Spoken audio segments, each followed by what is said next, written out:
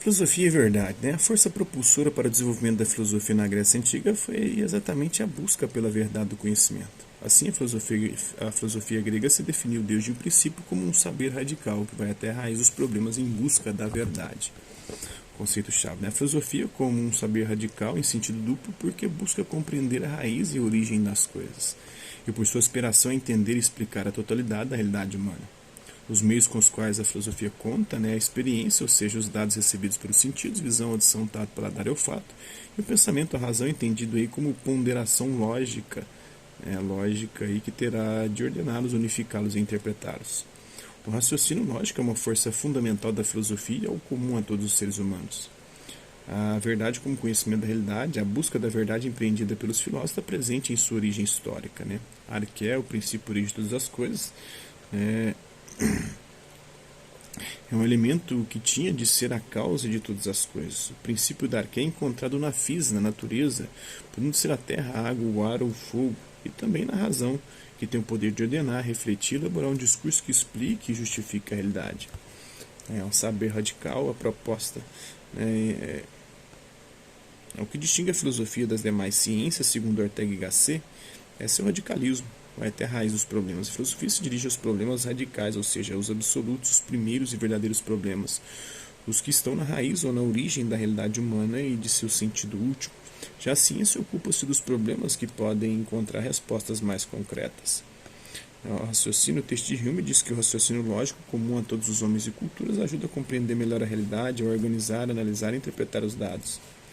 Então, o princípio da arqué, causador de todas as coisas, combina os elementos da física, da natureza, terra, água, ar ou fogo, com um discurso racional que o explique.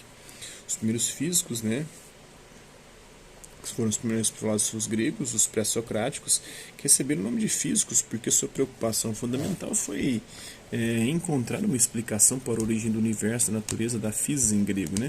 Foram considerados os primeiros físicos da história da humanidade.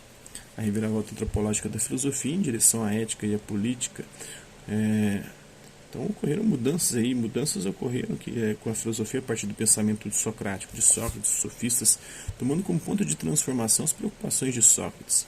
A preocupação fundamental de Sócrates foi o objetivismo, ou seja, o objeto, o conhecimento dos objetos, e o universalismo, a busca de um universalismo moral, um costume, um comportamento que fosse universalmente válido, vale em qualquer tempo, qualquer lugar, para qualquer pessoa, e conceitual, um conceito bem definido que distingue esse conceito, o conceito de alguma coisa de todas as outras. Ele acreditava que a tarefa mais importante da filosofia não estava relacionada à sua origem, mas sim à ética, ao nosso comportamento, às nossas ações e à política, à vida em sociedade. Então, essa é a base sobre a qual se assenta a filosofia para cumprir sua tarefa de explicar e compreender o mundo e os problemas humanos, a ponderação. E o Sócrates buscava sempre a ponderação. A ponderação é uma capacidade exclusiva e própria do ser humano de caráter universal e o único remédio, a única ferramenta, o único instrumento possível para compreender e conhecer o que nos cerca.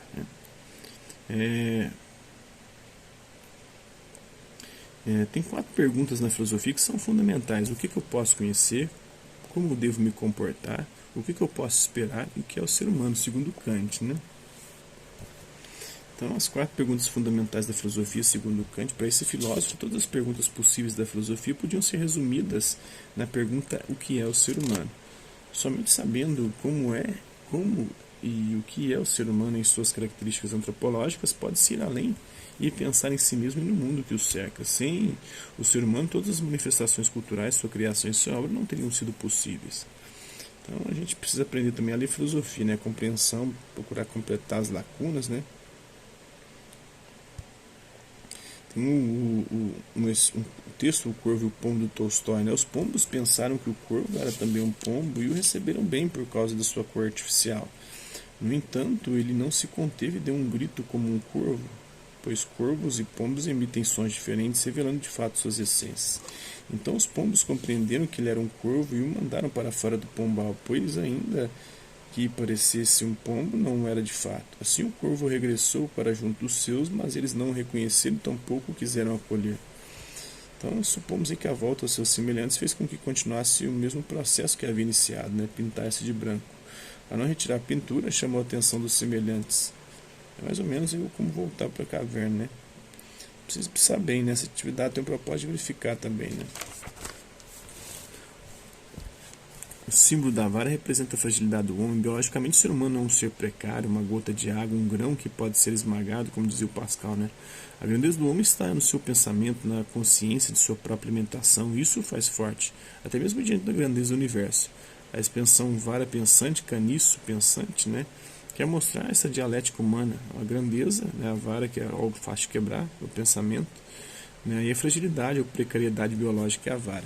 Pascal utiliza o termo princípio de acordo com o segundo significado, uma vez que toda a nossa dignidade reside, portanto, no pensamento. É um fundamento da condição humana.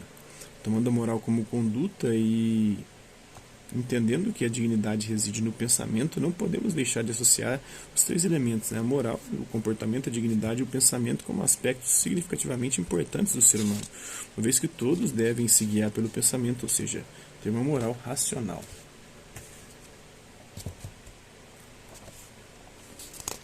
Então é isso aí. Espero que vocês tenham gostado do vídeo. Quem curtiu, dá um like, não curtiu, dá um dislike. Se interessar pelo conteúdo do canal, é só se inscrever, ativar o sininho e guardar os passos e as próximas notificações. Hasta la vista, até a próxima.